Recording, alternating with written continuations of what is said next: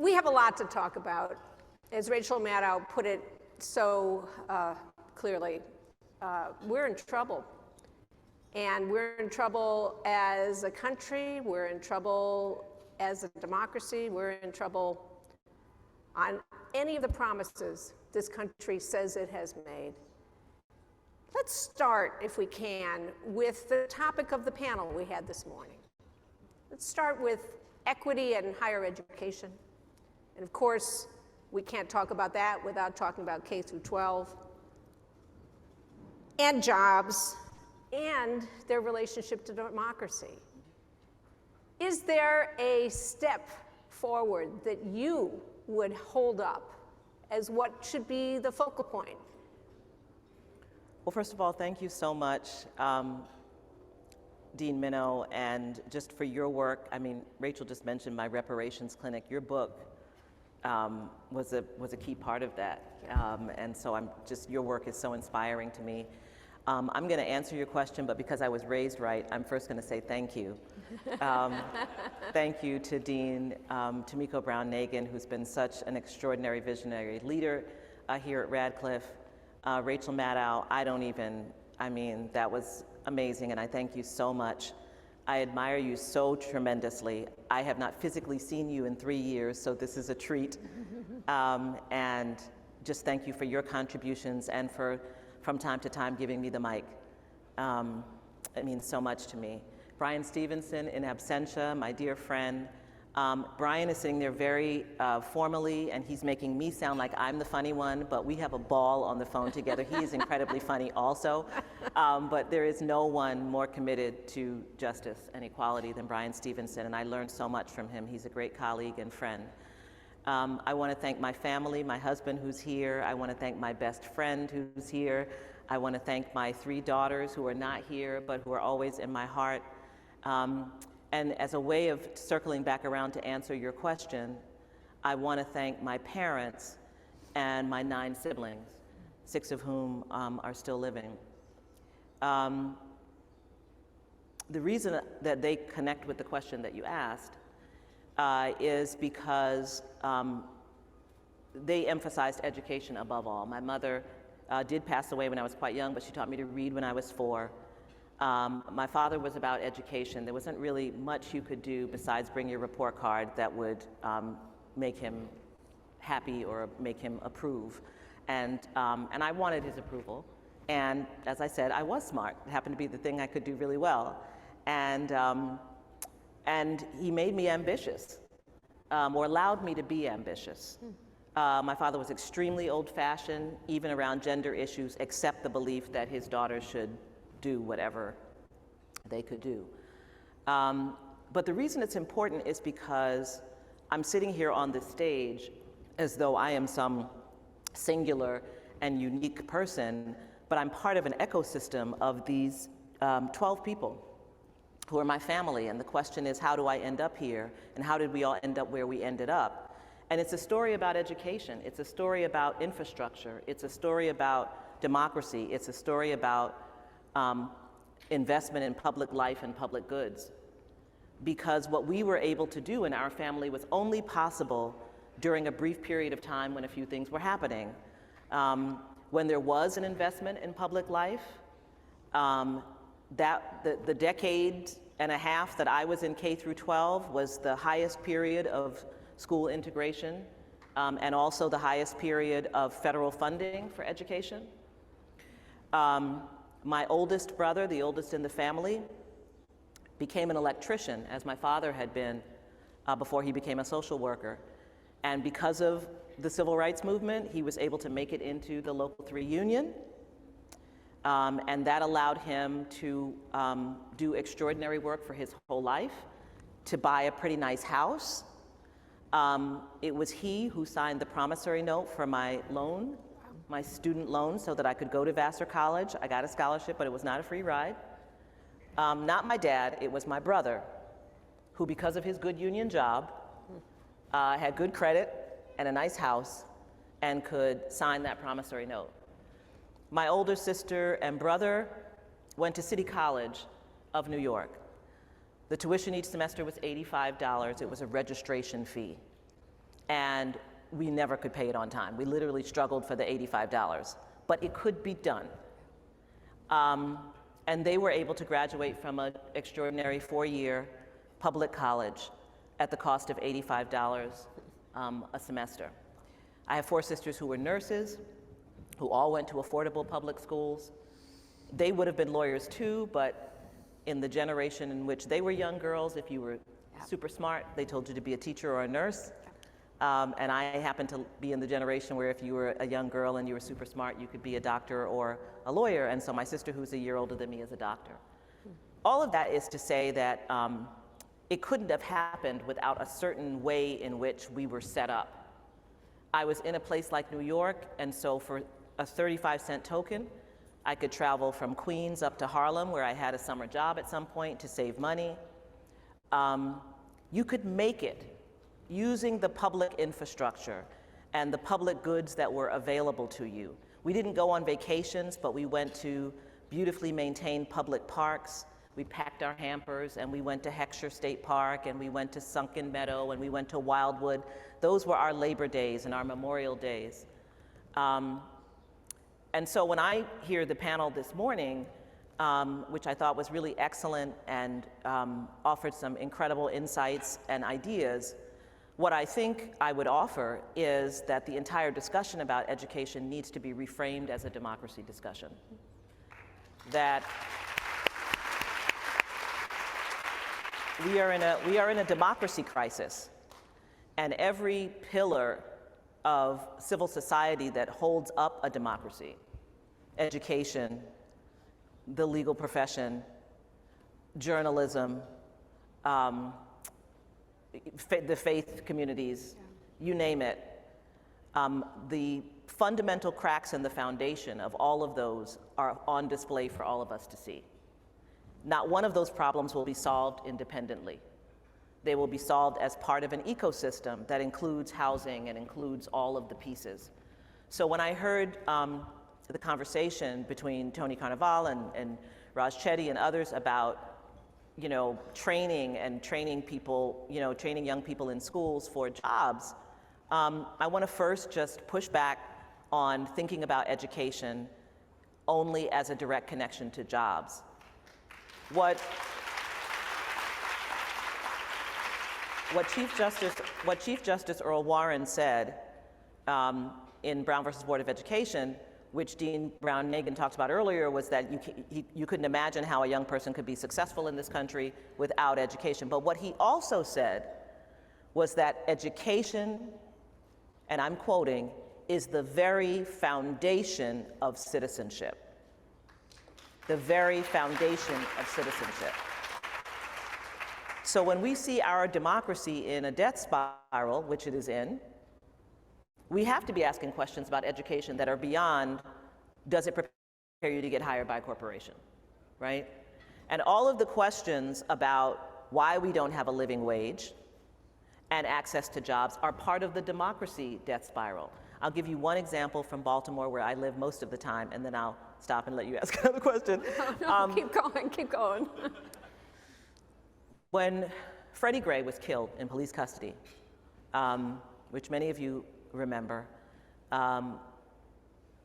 there was unrest in Baltimore for many days. The camera lenses were on Baltimore. It was an incredibly difficult and painful time. And a lot of us were asked to speak about his death and about policing. And of course, I was very involved in the conversation about the need to address police violence against unarmed Black people, which I had been exposed to from the time, I was a child in New York when I was 10, and an NYPD officer killed another 10-year-old Clifford Glover. But I insisted at that time on trying to connect what was happening around this particular issue with this young man, with Freddie Gray, to the other questions that we don't ask. And I was asking, so what would have happened to Freddie Gray if he had not been killed by the police? Do you have any questions about where he would have lived, about whether he would have been able to get access to an education? You're talking about somebody who actually was functionally illiterate still. Would we have asked questions about where he would live, where he could get a job, and so on and so forth? And at the very moment that there was unrest in the streets around Freddie Gray, we had finally achieved something that Black people in Baltimore have needed for a very long time, which was a plan for a rapid transit system that would go east to west, which is where Black people live in Baltimore City. You go to most cities, you see like their rapid transit, and sometimes there's a map with a plan for additional stations. We don't have that. We have a train that has a few stops that go up to Johns Hopkins, and that's it. If you've been to Baltimore, you know what I'm talking about. We have these long meandering buses that go through the city that make it take really long to get from one side of town to the other. So finally, we were going to get this, and it was important for jobs. So that if you lived on the west side where Freddie Gray was killed, you could get to the east side where Johns Hopkins is. And Johns Hopkins has jobs. And to their credit, they hire formerly incarcerated people as well. But the inability to get to your job, right, in less than an hour and a half if you live on the west side, or if you live on the east side and you want to get to the malls that are on the west side to get to your mall job, made it impossible for people to have access. So here we had finally this plan. We had the money. The Obama Department of Transportation had secured the funds, and the Republican governor of the state canceled the transportation line, the red line.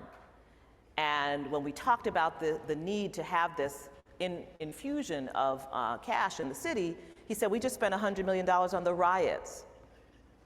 And we opened an investigation. LDF filed a civil rights investigation. And then, of course, the election happened in 2016, and the Trump administration's Department of Transportation closed it.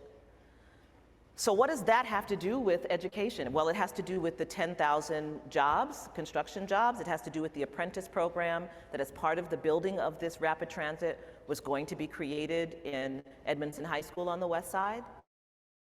It has to do with the small business loans that folks were working on in the administration so that Black people could start their own businesses, could run kiosks in the subway stations and so forth. So talking about any one of these issues as though they are independent of the larger democracy questions will never get us there. And I know this because the decision that was made by the governor to cancel the rapid transit line, he canceled that line in favor of infusing more money into the Purple Line, which is in the suburbs of Maryland, and providing more highway funds. And so once again, the sacrifice of public transportation to what is privatization, getting in your car and driving down a highway, has consequences for young people, for low-income people, for mobility, for segregation. All of those things are of a piece. And that's why we're in a moment that I think has both, it's incredibly sobering to understate it, but there is also a moment of opportunity, Martha.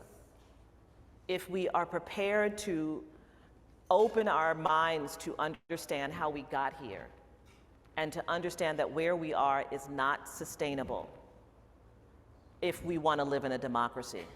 And I do want to live in a democracy.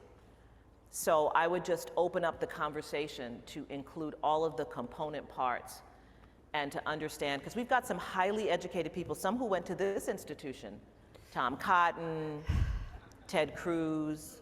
I mean, if I'm talking about democracy, democratic principles and ideals, it's not that they got education at a selective or elite, whatever you want to call it, institution. That's not necessarily the whole picture. Yes, we want people to be able to take care of their families, to live their best lives, to live their dreams, but we also want them to be able to participate as citizens in a democracy with all that that means. And so part of kind of my next chapter, Rachel, is to try to work on how we reimagine what it means to be a citizen in a democracy and how we undergird the capacity of people to participate as true citizens in a democracy.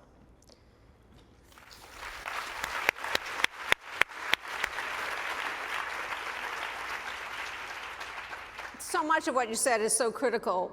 I want to underscore the word we and the word democracy, and also the word privatization, which I wish it weren't so clunky, but maybe that's what we have to stumble over.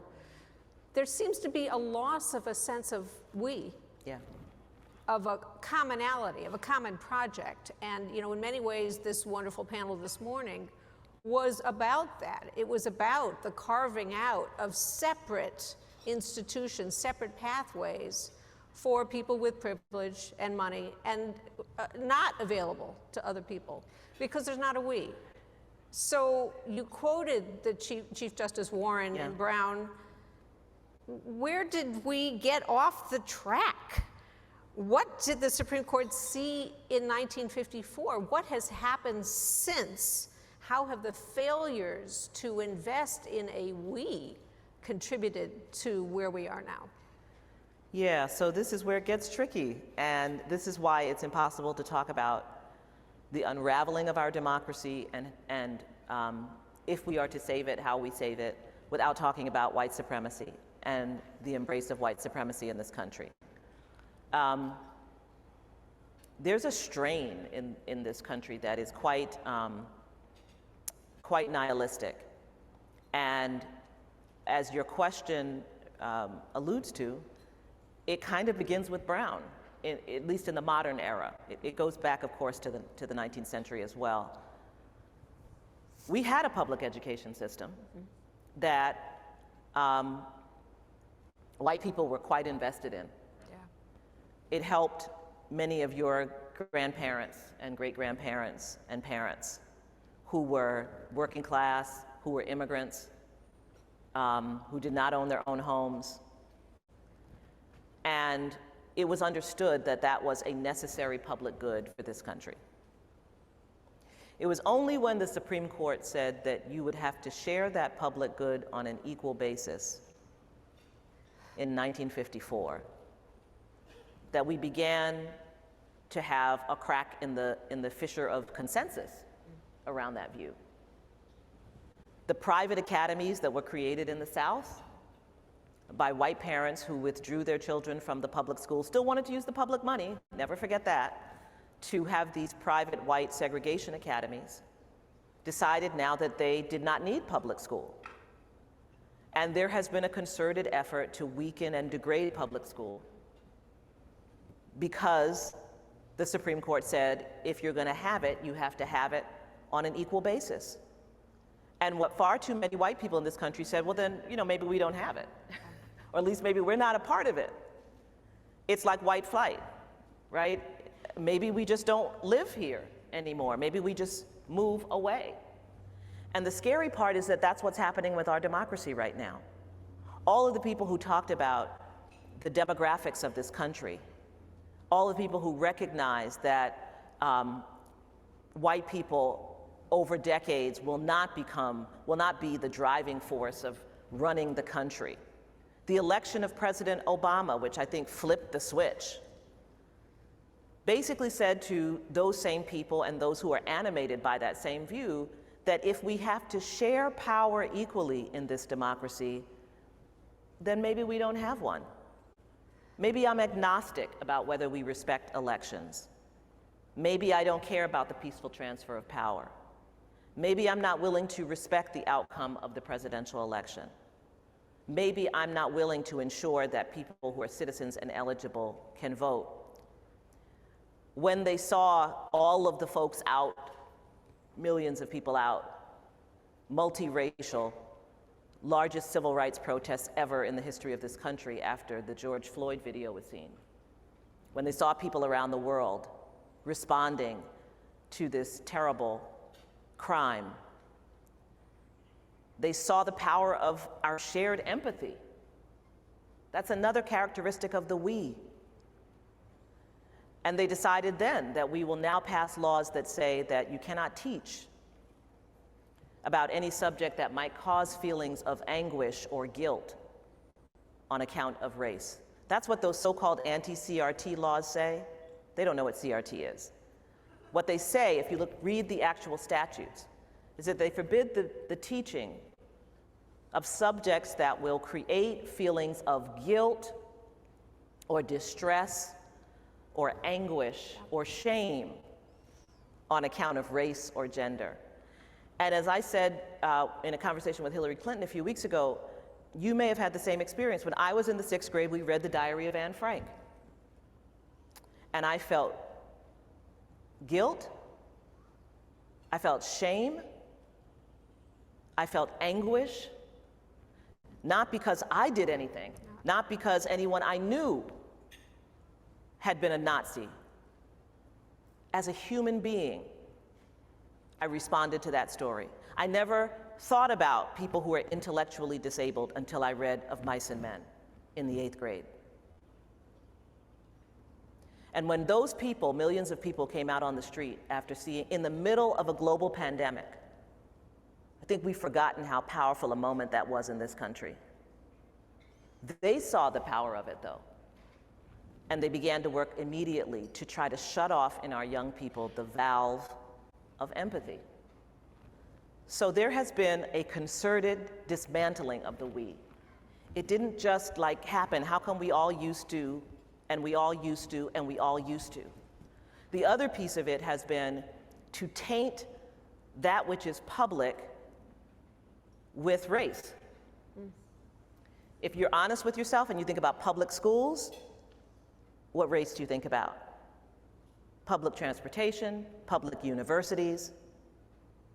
And once in this country you taint something with the idea that black and brown people may be using it or benefiting from it, it becomes a place of disinvestment.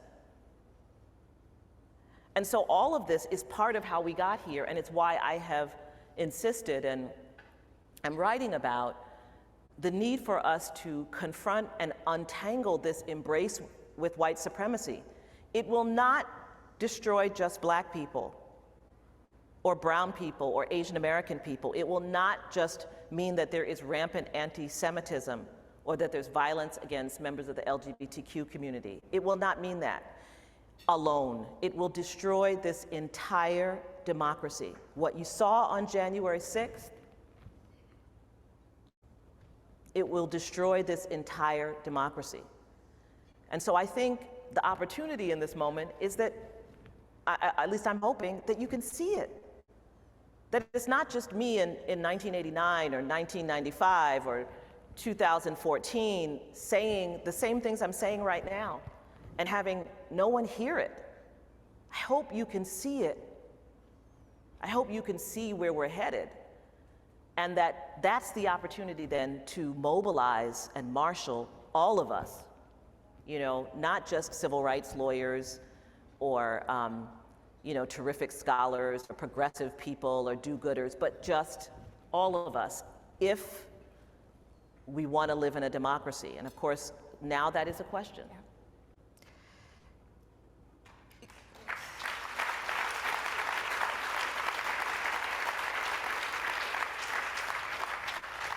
You point to the laws restricting the teaching of racial history of truth, you know, so ironic, as if there have never been students made to feel bad about their race in schools. It's just not the ones that are on the minds of some of these legislators.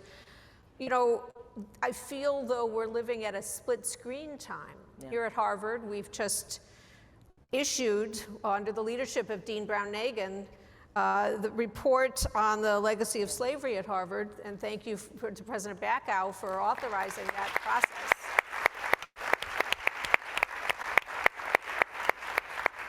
You know, and it's a call to action as well as a confrontation of real truths, a report that cannot be taught in 36 states in this country right now. That's correct.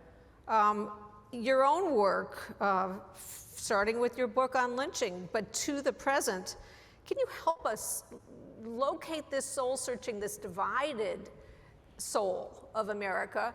And is democracy the frame that is the uniter?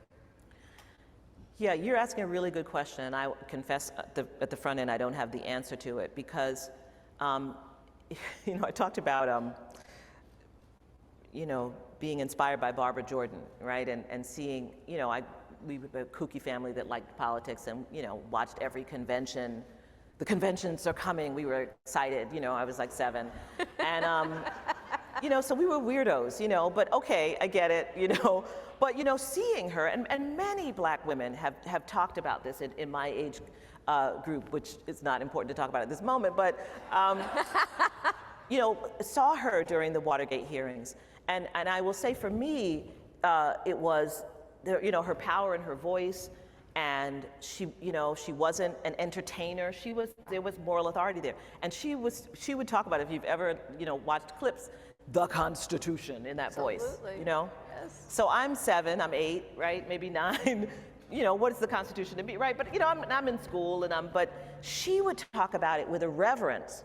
And so I admit I'm a sucker for this stuff. Like when I say democracy, it just shivers, I get really like all choked up, And so I understand that that's not how most people respond to it. And so we may need some strategic communications help in how to talk about this set of things. Citizenship has become fraught because of the many, many challenges to undocumented people and the harsh and violent language of that. So I'm using terms that I recognize may not be the way it would be best to talk about this publicly as a matter of strategic communications. I'm getting to the concept, which is, do you want to live in a place where, as Professor Carnevale said, you can be your best self, a place where there is some shared dynamic of what we are trying to accomplish together as a people, and that requires a level of maturity. It doesn't actually require the highest level of education. My parents maybe completed high school. And the lessons that they communicated to us about who we were and who we were supposed to be in this society had nothing to do with the fact of going to some elite institution. There were lessons about who you are as a person. And so when I was listening earlier, I did get choked up because if those two brothers, my dad and Gwen's dad, imagine that they could produce what we're talking about right here, two people in the same family getting Radcliffe Medals, and they made us believe these things were possible. There was no reason to believe it, any more than there was a reason for Thurgood Marshall to believe that he could break the back of Jim Crow. He wasn't living it wasn't even a democracy. We had legal apartheid in half the country, so it wasn't even a democracy when he was doing this work. When Pauli Murray was writing and imagining, right, what the status of women could be, and particularly black women, or Ruth Bader Ginsburg, or any of the people we think of as these pioneers, they were imagining something that didn't exist. So this moment, the opportunity, is an invitation for us to imagine the democracy that we want. And I just get so frustrated when people say, it's never gonna happen. What was happening in 1935 that would have made Thurgood Marshall think that he could successfully challenge segregation at the University of Maryland Law School, where I ended up teaching for 20 years? What was happening? There was some wonderful thing. No, lynching was at an all-time high. Like, what would have made them think it? And that's what keeps me turned on. What keeps me turned on is that knowledge that people were making bricks out of straw. And they're the reason that you and I are sitting on this stage, and that many of you are living where you're living, and married to who you're married to, and living in the neighborhoods you live in, and all that stuff. I admit it looks bleak, and I certainly don't want to leave the stage without talking just and saying something about Buffalo and Uvalde, Texas. Yeah. And how not only heartbreaking it is, but absolutely enraging it is. Another watershed moment. If you have lost the will to protect your elders and your children, what are you? What are you?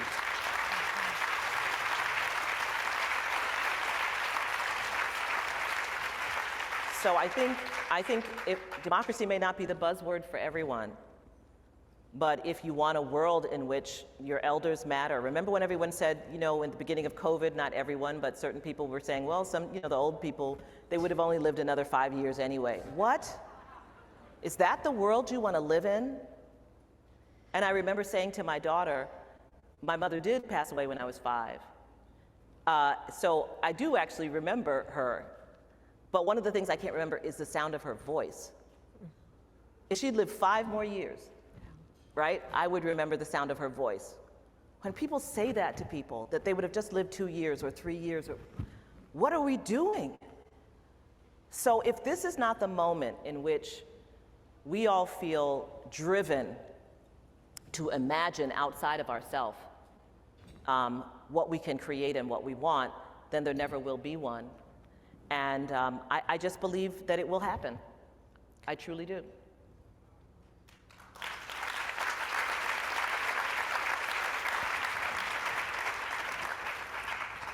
I think that that belief is critical so that people don't just give up. I also, you mentioned Barbara Jordan, you know, she talked about the promise, redeeming the promise, just want America to live up to the promise that it has made.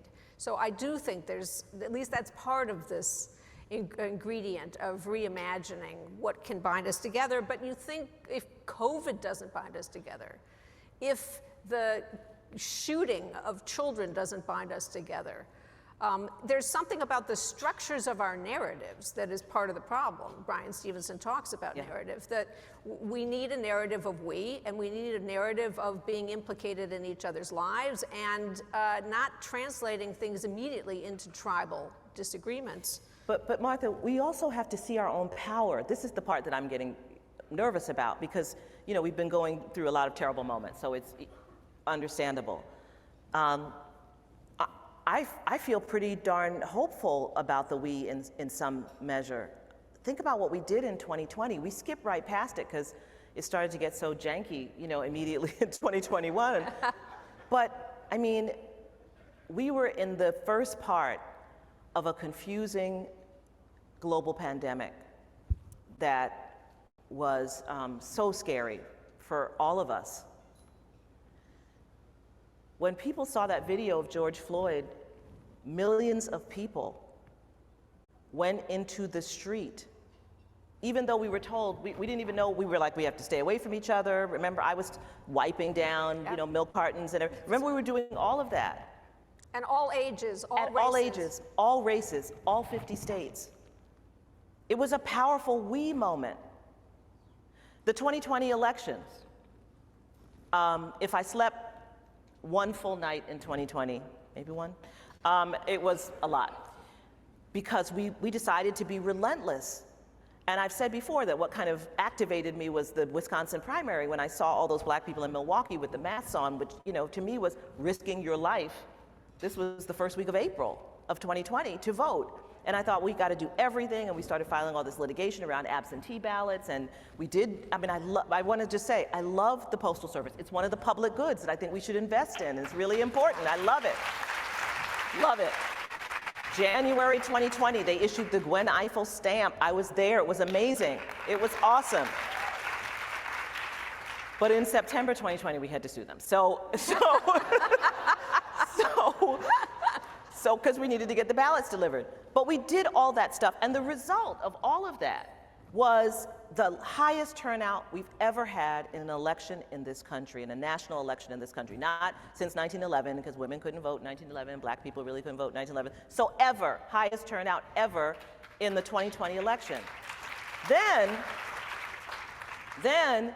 of the 5 million voters who turned out in Georgia, 97% of them turn out again for the special election in January, which is unheard of. I mean, I do elections. Special election, 97% of the voters who showed up for the presidential was unreal. Unreal. So, the result of that election was the election of the first black senator since Reconstruction in Georgia, the second Jewish statewide elected official in Georgia. That was January 5th. And because of January 6th, we've kind of forgotten January 5th. But I insist that we remember that in 2020, we showed that we. We showed that we after George Floyd was killed. We showed that we, through the election process, voters in Fulton County, Georgia, black voters stood online for 9 hours to vote in the presidential primary. We were the we. And if we forget our power, if we forget what we showed, then we will misdiagnose and not understand that what they are doing is they are responding to us. We created a world that they felt was getting away from them.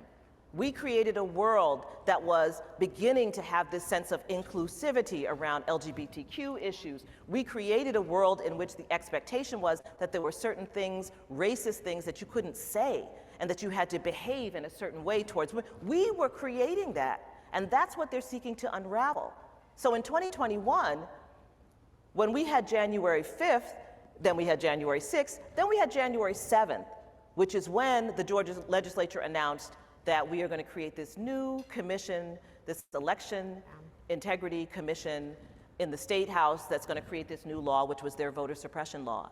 And you know it's responsive to 2020 because why else would you have the provision that says you can't give food or water to people standing on line to vote if you didn't know about Fulton County and the 9 hours that people stood on line to vote, right? Why would you have the anti-empathy legislation if you hadn't seen all those people out of their feeling of empathy coming out into the street? So it's important for us to recognize that you're right, and I wouldn't disagree, we have degraded a sense of public good, but we were clawing our way back, and that's what they're responding to, and we did it powerfully, and some at risk of their own lives. And I think that's huge and important for us to remember, so we don't stop doing the things that were working. Because you might say, see, it didn't work. No, actually the voting did work, which is why they're so pissed off, you know? And the mobilizing did bring more people into the tent of something has to be done, right? So I just want to make sure that as we think about the new things, we don't let go of the things that we have been doing that have been restoring a sense of common purpose and common commitment to bringing this country forward.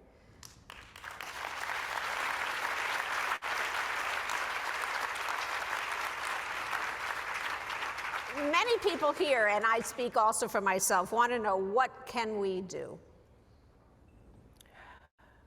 I'm going to say after this past week, take one day and rest and hug your loved ones. And this has just been really, really hard. Buffalo was really hard. Uvalde, Texas was hard. And nothing to compare to what, you know, family members and parents and friends and those communities have gone through. And stripping us of our empathy and humanity is also part of the project of degrading our democracy. So we get to have a moment to do that, but only a moment. And then we have to gather ourselves on their behalf and begin to think of what our points of intervention are. The obvious ones, you know, I'm sure everyone here who's eligible is registered to vote, and if you're not, I need to get the authorities because you've got to be registered to vote if you are eligible. And so we know that. But I want to say something about voting that I think is really important and that we don't talk about enough, which is that we not only need you to vote and to encourage other people around you to vote, and not to say I live in a blue state so it doesn't matter, because first of all, people do judge by turnout, and second of all, there are so many races on the ballot, and the truth is we don't engage all of them, and myself included. You know that it's happened to you. You've gone into the voting booth, you voted, maybe if it's a presidential election for the president, but let's say the governor, maybe the mayor, maybe your senator, maybe your city council member, maybe the attorney general. Then it says sheriff. Yeah. You don't really know the candidates, and maybe it's a nonpartisan election, so there's no help there, and maybe you skip it, or maybe you guess. Then it says, judges, vote for 3. Yeah. Jeez. You've heard of 1. In fact, you even know them, but you don't really know 3 of the 6. And maybe you don't know the DA, and maybe you don't know who would be the best person for the Public Service Commission or the Agriculture Commission. And so I have been in this mantra of leave no power on the table. One of the reasons that we're in the situation that we're in is that we have left so much power on the table. We have allowed ourselves to be swayed and convinced, and this is especially true of elites, that elections happen every 4 years. And we have allowed the political parties to hijack our sense of what it means to participate in an electoral process. And so if it's not partisan, we're not interested. And if it's not one of these high salience races, we're not interested. And meanwhile, the sheriff is the one who's going to decide, you know, on immigration issues, is the one who evicts people. Who's that awful sheriff in Arizona? Arpaio, like odious. And so we forget about those elections and why they're important, and we forget about judges and all these state Supreme Court races that are happening this year. We've begun to focus on DAs a lot more around the country. I hope people understand that school boards are kind of important at this point, right? So these are all the elections that we leave on the table. And so I just want to encourage, you know, us here in the family.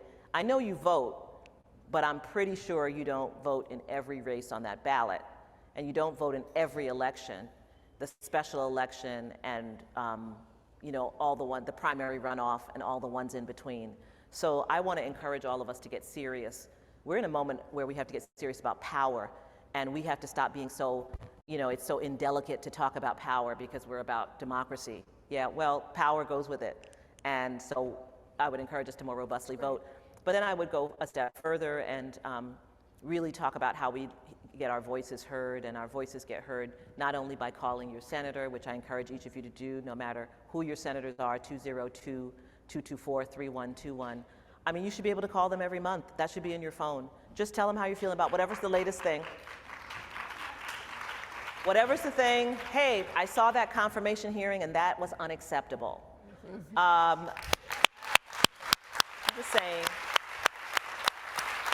whatever you think, whether it's about the infrastructure bill or whether it's about guns or whatever it is, to make it a regular practice of engaging, to go to these town hall meetings, to show. We've just seeded all these spaces. We're just too busy being so smart, and we're watching all the MSNBC shows, and so we can't be bothered going to the town hall. I mean, no, seriously. I think we have to get a little bit more engaged, and so I think that's important. I think we have to show up at district offices of our senators. I really hate that. And members of the House, and really let our voice be heard and really become participants. And make sure that they're hearing from us. So that's just the initial thing. I do think we have to support candidates that we really like, and we have to really support them, not just talk about it over coffee. I do think we have to run. Please follow that website, Run for Something. It's fantastic. Yeah. Some parent who should be on the school board. You don't have to have any specialized knowledge to be on the school board. You can run. Your cousin can run for city council. I think it's important that we begin to encourage people that's what they did. And the results, are checkered. So I think we just have to, I don't think we're engaging the process of the electoral process and democracy in the way we talk about it. We talk about it as though it's like we have to help other people understand when we're actually not really doing it either. So I would start there. I would, talk about the narrative that Brian talks about, and recognizing our own investment in narratives about, the inner city and the urban and all of the buzzwords we've come up with to not say Black people. And, and for those of you who have trouble talking to your uncle at Thanksgiving, I need you to talk to your uncle. He has a son who might have access to weapons. I need you to have courage. And to carry forward the message and let people know where you stand on the piece of earth that you stand on. And to look out for one another, to be allies. When Trump was elected, many people don't know this, but many of the various civil rights groups met, and we agreed that there would be no daylight between us. Because I didn't assume that Trump was going to just try to burn the whole thing down. I thought he was going to try to divide and conquer, right? And so we were very clear, that the Black groups and the Latino groups and the Asian American groups and the LGBTQ groups and the women's groups, and we would all come to one another's aid. And one of the things I'm proudest of is that we did that. That's true. It would be like a massacre, and we would just be there for each other. So, allyship around hate crimes, allyship is so important. Because when we do stand together, when we do come out on those streets, like we did after George Floyd was killed, it is a wave, it is powerful. It has tremendous potential that we haven't fully realized. You and I have talked about the pillars of democracy, and we've touched on several here today: elections, education. What about media? What about businesses? And if you want to say what you're going to do in your book. How much time do we have? This is a moment to say something about the book, because you've got some people who are going to read this book. Okay, great. So I think I'm going to, just in case we run out of time, I think I'm going to start with business, actually. Because I think this is really important. Business is also an aspect of civil society. And I think that business leaders have to make decisions about who they are. I don't mean individually as a business leader. I mean, what is the role of a business, particularly a corporation, in a democracy? So first of all, corporations are beneficiaries of democracy.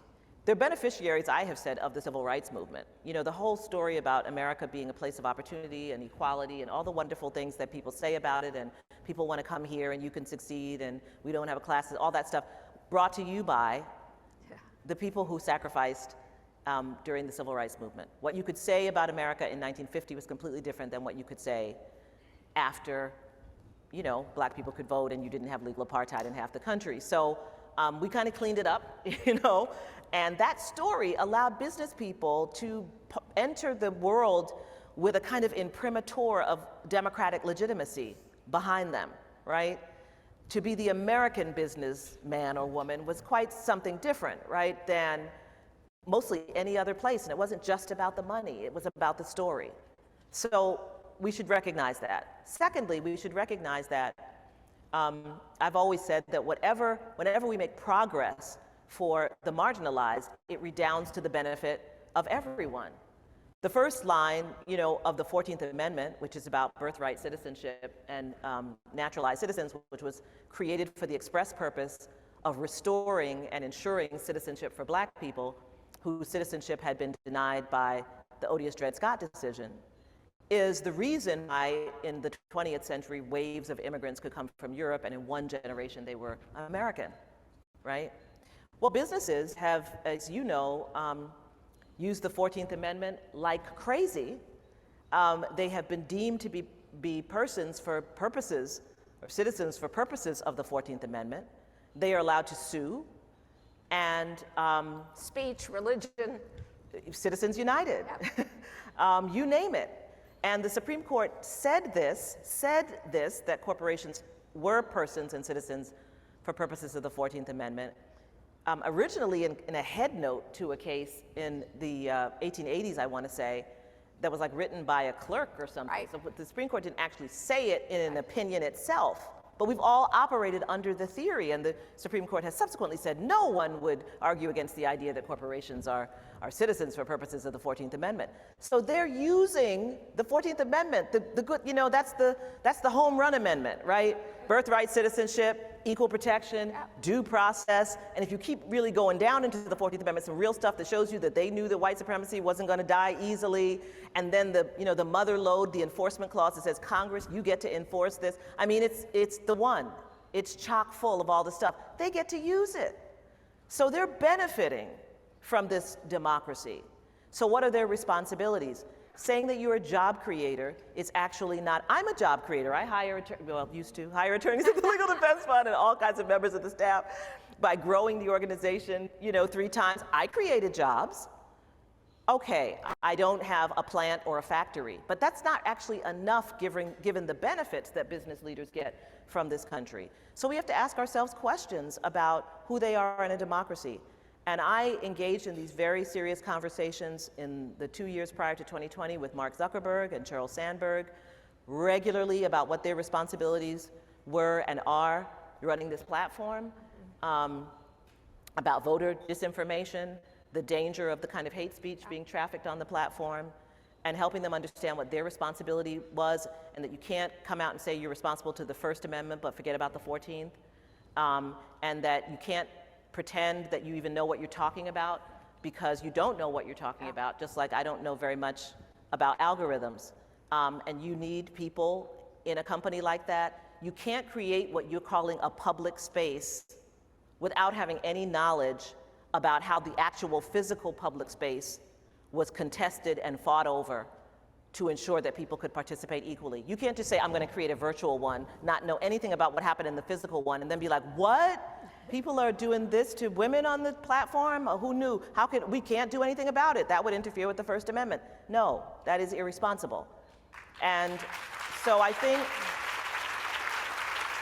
this came to a head, last year around the voter suppression laws and the things we asked companies to do to speak out. And we've seen the backlash. We've seen Disney, right? Being muscled by the governor of Florida and the legislature. So we understand business is in a tight spot, but let's have the conversation about what is the responsibility of American businesses. If you're functioning in a democracy, what's your responsibility to a democracy? All citizens have responsibilities to their democracy, just like we do. We always say the responsibility is to vote and so forth. What are theirs? And I think we have to begin asking that question. We have to ask what it means to be a fiduciary.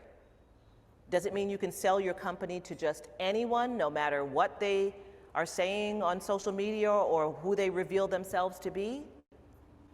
Do you just have to hand them any platform that reaches 300 million people? Or do you have other fiduciary responsibility? So I think that community has to have that conversation. And I don't say this to just throw stones at them, because as I said, the legal profession, I've been talking about that, and you'll hear a lot more about that coming, has its own issues that it has to deal with, because we've not covered ourselves in glory, and I use the word we loosely. Some have not covered themselves in glory, and we have to grapple with that. The media has to do a forensic of what they got wrong in 2016 and how they are ill-prepared for this moment. And I just don't think business can absent itself from that. They have to also be part of this reckoning.